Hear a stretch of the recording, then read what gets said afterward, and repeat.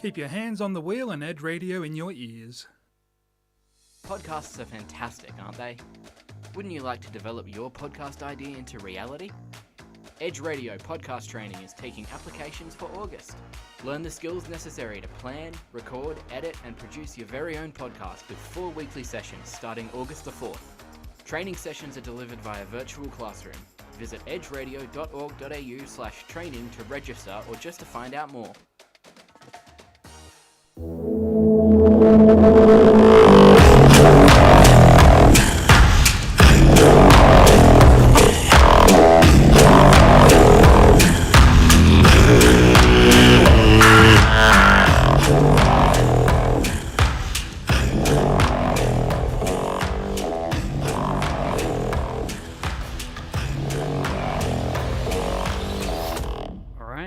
So this is Media Mothership for another week. Welcome to the show on Edge Radio 99.3. We'll be talking about everything in and around the world of media and motherships. And today's show, what I want to do is particularly play some of the exciting interviews I did during the TASPOP South 2022 event back in last weekend. So there's some really interesting material there that I want to broadcast and discuss as something that's going to hopefully be quite interesting for everyone to have a listen to.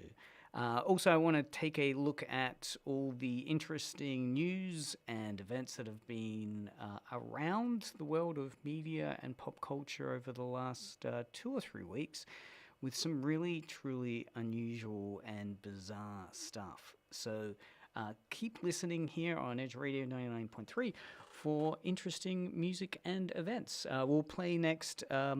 This is Heather by Sarah St. James.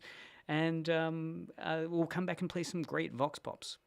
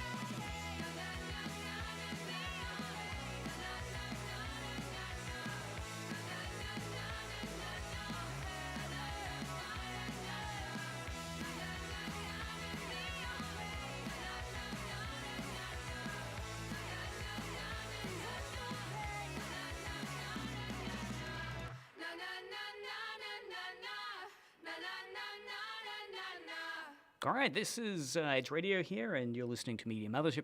So, as I mentioned last weekend, I had the great delight to go along to TASPOP South 2022, which is the manga anime pop culture convention here down in Hobart.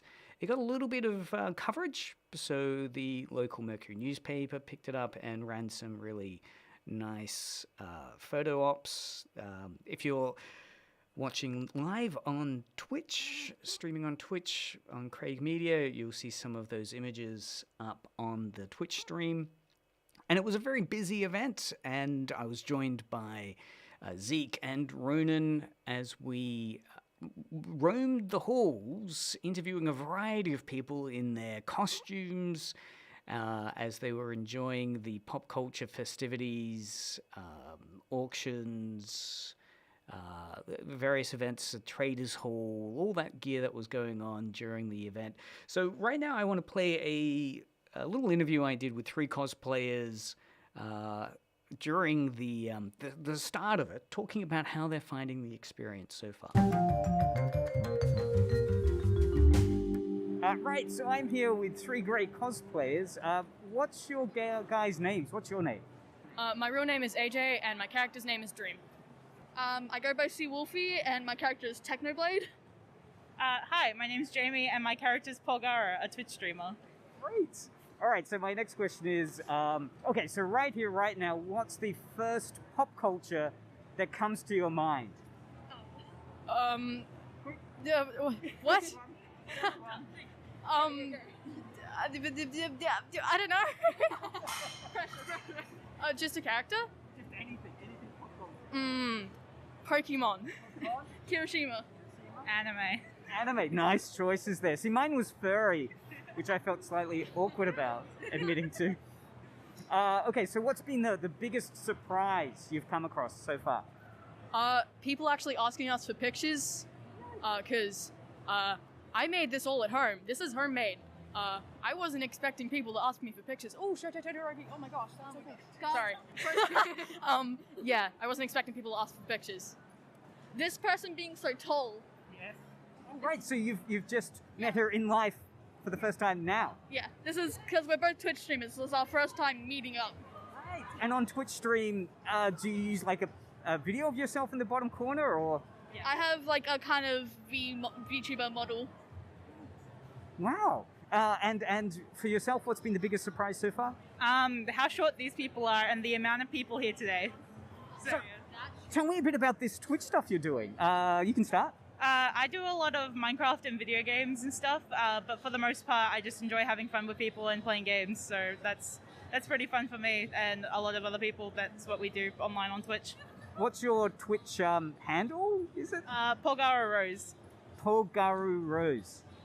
Polgara Rose. It's Polgararose. Is that based on a particularly cool reference? Yes, it's a character from a book I used to read when I was a kid, so it's pretty personal to me. So yeah. And what's your Twitch world?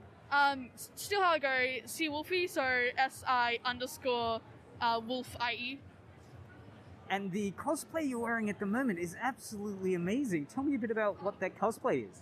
Thank you. So this is Techno. I made the mask based on a tutorial off YouTube. I can't remember who it is off the top of my head. And this Jessie, I think her name's Jessie. Yeah, Jessie something. And then the cloak is made from some family members like a few years ago for Christmas. And you guys are getting recognized, aren't you? Getting some photos. It's scary. Yeah. Yes. Yeah. Freaky. And who are you dressed as? Dream. Yes. And how was the costume putting together? Well, I started making this like 3 months ago. And I got this big piece of velvet at Spotlight, and then I sort of gave up on it. And I just had the mask, and I just wrapped this around myself and called it a cosplay. But, yep. Yesterday and the day before, I was rush making. I was sewing like crazy. I made this, yes, pouch. Lots of gadgets and users, and yes, lots of stuff.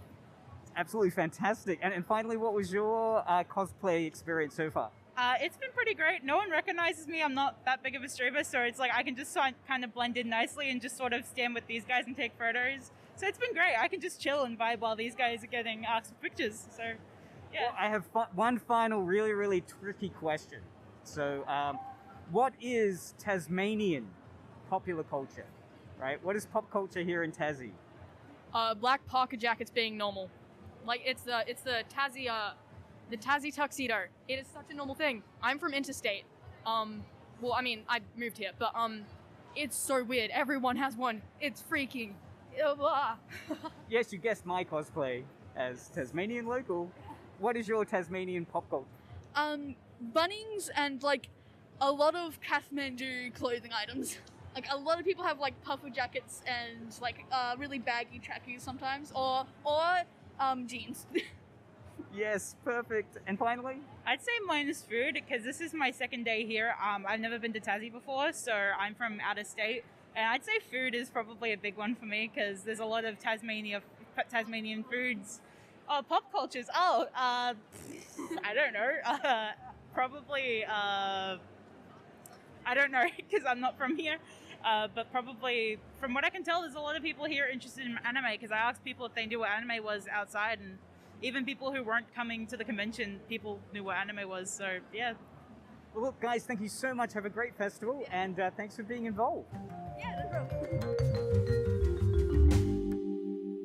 All right, so that was a bit of an insight into some of the fun cosplaying that was going on down in TASPOP South 2022 last weekend. We'll play some more of those interviews during the show today. Let's dive in, though, right now to some interesting news over the last 2 or 3 weeks. Interesting piece that came across my desk from AV Club, headlined Star Wars awarded most toxic fandom of all by Simon Pegg. This is, of course, Simon Pegg, well-known actor.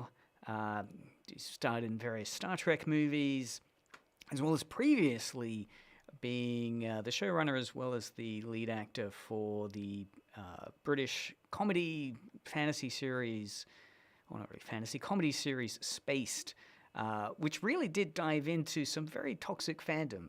So this is a piece where Simon Pegg's talking about how he has some regrets about his previous toxicity as a fan.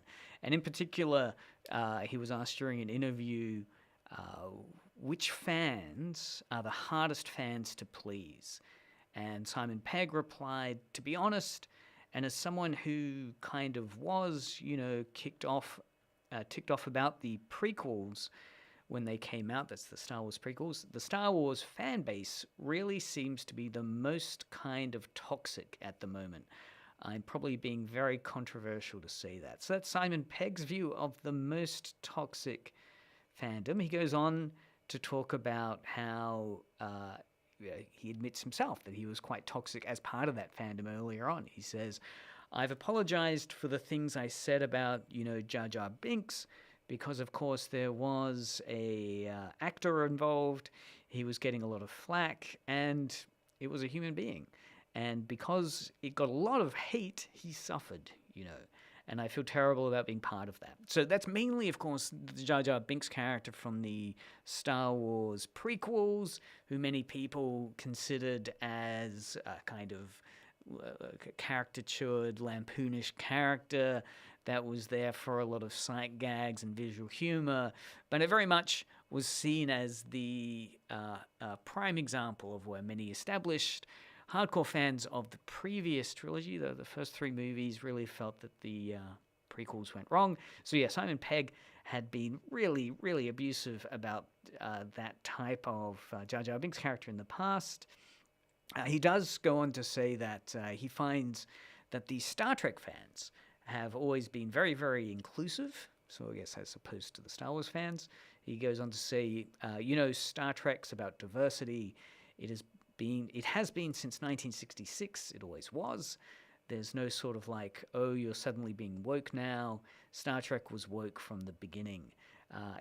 And the fact that they cast a African-American actress as Uhura, the one of the main characters on the Star Trek bridge, the communications officer, had the first interracial kiss on television in America. Interestingly, it was going to be Leonard Nimoy kissing the character of Uhura, but William Shatner barged his way in to be part of that media history, the first interracial kiss. So finally, Peg goes on to conclude by saying Star Wars, suddenly there's a little bit more diversity and everyone's kicking off about it, and it's really sad, So yeah, he was talking about the Obi-Wan Kenobi, new Obi-Wan Kenobi series. There's been a lot of hatred directed towards the female African-American actress that plays one of the prime antagonists, the Jedi Inquisitors, the Dark Side Inquisitors that are there.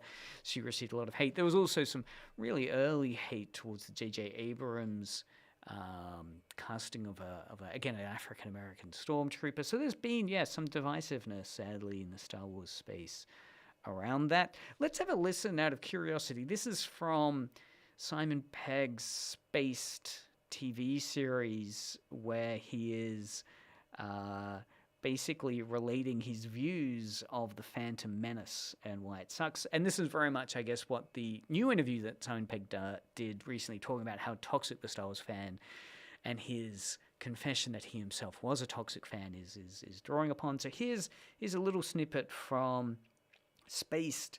And Simon Pegg's character in this scene has a job as a comic book store, paraphernalia, pop culture store, sales clerk, and he's just been criticizing young kids that have come in wanting to buy Jar Jar Binks merchandise.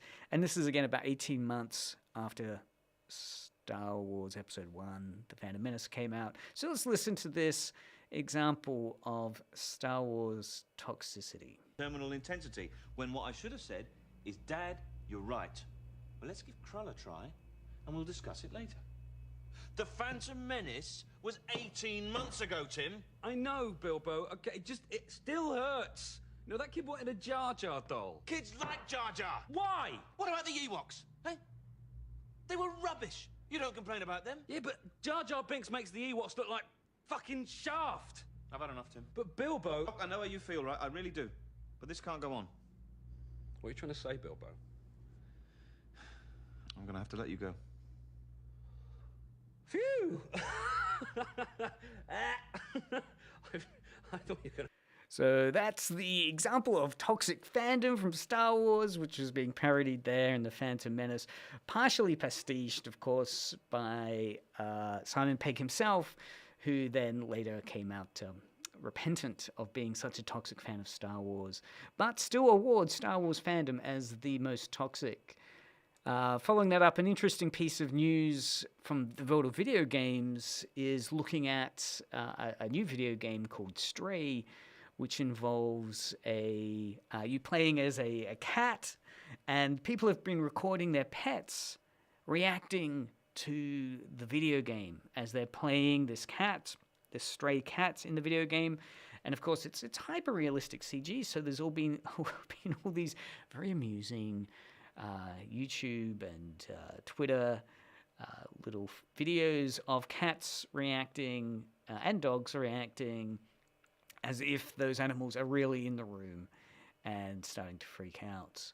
And it's pivoted into this little internet trend where people play video games Stray on their home TV, their console and so forth, and then filming their cats kind of going straight towards the TV, reacting to the TV, overreacting to the sight of a cat, and this kind of weird media effect which happens, where that realism is obviously significant enough to convince other members of the animal community, cats and dogs, that they're watching something real. I don't think humans are too far away often for, again, being manipulated by hyper-realistic media. Here it's funny because it's cats reacting to it. So if you're a cat fan, a dog fan, or like laughing at cat and dog videos, go for a YouTube search on Stray video game, and prepare for all the amusement that you'll see. Last bit of news, or two pieces of news to wrap up the news segment. Interesting piece from Gizmodo talking about how the Snyderverse fandom has been uncovered to be primarily driven by bots. This is another article from CBR talking about how Zack Snyder reportedly hired a marketing firm to combat Batman v Superman's poor reviews. So this is all coming out in the wake of course, a few months back, what was it, last year, where Zack Snyder's Justice League was able to return to screens as a director's cut after extensive online fan campaigning. But now it seems to have been revealed that internal reports by Warner Media have discovered that a disproportionate amount of those calls to create Zack Snyder's Justice League were in fact online bots and not real people. So Rolling Stone has obtained these Warner Brothers reports, Warner Media reports, which found that at least 13% of the accounts that took part in the conversation about the Snyder Cut were deemed fake. And this, of course, doesn't seem much, but this is, the report goes on to say, incredibly huge because it's far, far above the average fake account which are part of internet conversations, which a cyber expert has put at 3 to 5% of all online conversations are often fake, or 3 to 5% of conversations are often fake bots, or 3 to 5% of the cohort within a conversation are fake IA bots. There we go. That's what that means. So clearly that does leave plenty of room for real fans to have been campaigning for that. But it does raise some concerns about the kind of concerted efforts that Snyder, it seems, this Warner Brothers media report is claiming, conducted to convince the studio that there were people who wanted the film to have his director's cut. So the question that the article Gizmodo is raising is who's behind the bots? Rolling Stone contacted Aletha Group, which investigates social activity and authenticity, and it found that the forsnydercut.com domain, which claims to have made the hashtag release the Snyder Cut, which of course went viral back in May 2018 and became the central mothership for all of the pro-Snyder campaigning, that this hashtag racked up more than 1 million tweets in March 2021 when Zack Snyder's Justice League was released on HBO Max. And then it dropped 40,000 tweets. So again, that is considered to be inorganic. Another key term, inorganic. That huge drop-off of tweets yelling for the Snyder Cut to be released, the hashtag, when HBO Max released the Snyder Cut, then suddenly dropped 40,000 does suggest that it is inorganic and not authentic. Well, there we go. There we go. Zack Snyder reportedly hiring a marketing firm to combat poor reviews as well as to boost the sense of a community voice demanding the Snyder Cut for Justice League.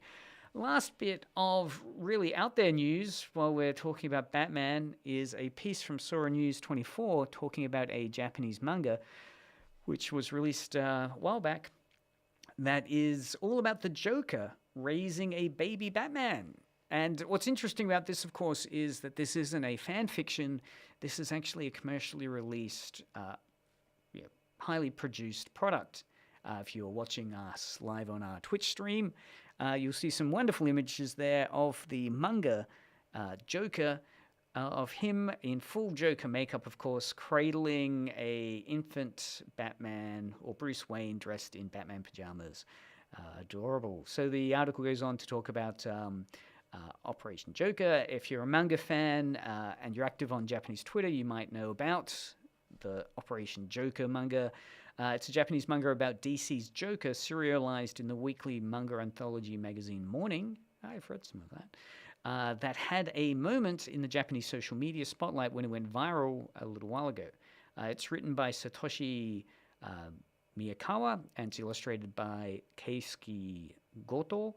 And it's been officially approved by DC Comics in the US, right? So again, this is one of the reasons why it's got a little bit of interest, that this is not a fan fiction, off-the-grid kind of thing. This was officially approved by DC Comics in the US, that the Japanese manga anthology Morning could run a serialized comic dealing with a 30-something Joker raising a baby Bruce Wayne, often in Batman pajamas. So yeah, that does look fun, worth trying to get a hold of.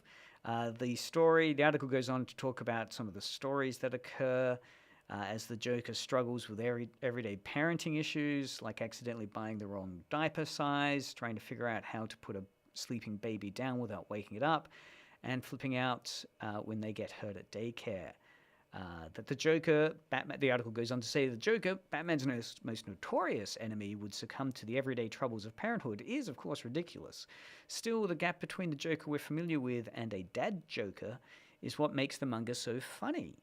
The addition of clever little Japanese Easter eggs here, like the Gotham City branch of the popular department store and supermarket Ito-Yokado, is mentioned throughout. So there's these nice little Japanese touches, as we've got baby Batman being raised by Daddy Joker. Wow, that's definitely worth tracking down. We might need to do a live theatre performance, I think, live audio drama of this Operation Joker manga. Well, let's go to one or two more Vox Pops from the TasPop South event. This is a nice little piece that was with two cosplayers who were dressed as Nezuko from Demon Slayer. And we'll come back and have a look at some more TasPop South 2022 reflections. Can you tell me first your names and who you're cosplaying as? I'm Ava. I'm dressed as Nezuko from Demon Slayer. I'm Olive, and I'm cosplaying as Raven from Teen Titans. Yes. Fantastic. And okay, so this is just a tough question, but what's the first pop culture that pops into your mind right now? Probably anime or something towards that genre. Yeah, probably comics. And there's a lot of that stuff here. All right, so then what's been the biggest surprise or crazy thing you've seen so far at the convention? I haven't been to convention for 3 years, so it's all kind of wow. Yeah. This is my first convention. I'm absolutely blown away by everyone's effort and seeing all of everyone's hard work paying off, and the incredible cosplays and everything in the stores as well that people have made is just so incredible. I love it. Wow, so it's the first time. Is it your first time as well? No, I've been to many before. Last one was Sydney 3 years ago, just before COVID. Okay, so my question then is what is Tassie pop culture? It's a tricky one. What would you say Tassie pop culture is? Something here that's pop. It's definitely, the conventions are definitely a lot smaller down here, so I think it's more tight, more welcoming community than some of the mainland ones. I feel like a lot of people here are definitely into anime and stuff, which is really good. I think we have a really strong pop culture community who are into really cool things. Love it. Perfect. Well, thanks so much, guys, for taking part in this. Have a great day, and hopefully, listen to Edge Radio. All right, so that was another reflection from TasPop South 2022 there in Hobart, down in Princess Wharf near Salamanca over last weekend, talking with two cosplayers dressed as some of their favorite characters. Let's have a listen to one more Vox Pop and we'll ramp up the show. This one is an interesting little piece. A guy dressed in steampunk cosplay. Steampunk, of course, is this kind of Jules Verne imagining where you'll have Victoriana kind of top hat, a vest, and so forth, looking kind of Sherlock Holmesy or Dr. Frankenstein-y maybe. And then there'll be a kind of steampunky vibe, so a kind of futuristic Jules Verne type edge to it. So picture that in the back of your head as we listen to this short interview from another cosplayer at TasPop South 2022. My name is Lee. Originally grew up in New York City. but I'm also a veteran of the U.S. Navy. Oh wow, right. So that would be quite a bit of travel in the U.S. Navy, and I like the steampunk vibe. Is there a steampunk U.S. Navy? Yes, it was supposed to be like a steampunk Victorian vibe for me. Yes. That's perfect. I'm thinking, Dr. Frankenstein, Jules Verne. I'll just go for more classical. That's about it. My wife's here, but she's doing Lolita. I guess she's there. That's her in the white outfit there. I'll have to grab her later. She's actually been on staff here before and stuff too. Right, Lolita, yeah. So that's Lolita's a Japanese fashion. It's not cosplay. Oh, yeah. So you guys are really going into the kind of Victorian Gothic. Basically, yeah. Yeah, Lolita does different themes though. That's why it's more of a fashion than actually doing Victorian Gothic like I am and stuff. So, given this is Tazpop, I really want to know what's the first pop culture on the top of your head right now.